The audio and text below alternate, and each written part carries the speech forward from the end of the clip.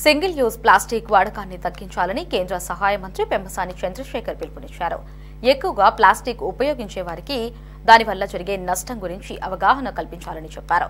గుంటూరులో స్వచ్ఛాంధ్ర కార్యక్రమాన్ని పెమ్మసాని చంద్రశేఖర్ ఎమ్మెల్యేలతో కలిసి ప్రారంభించారు. ప్లాస్టిక్ రహిత సమాజం కోసం విద్యార్థులతో ఆయన ప్రమాణం చేయించారు.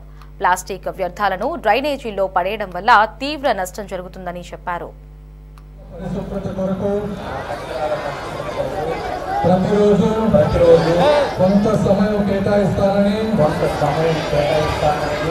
నా వంతు కృషిగా స్వచ్ఛత కార్యక్రమాల కొరకు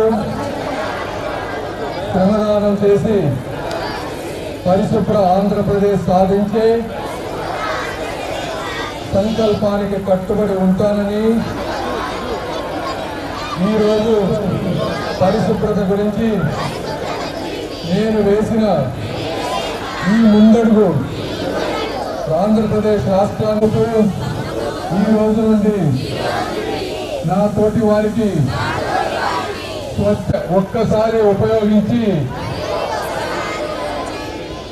పారవేయ ప్లాస్టిక్ నివారిస్తూ పునర్వినియోగ వస్తువులను ప్రమాణం చేస్తున్నాను.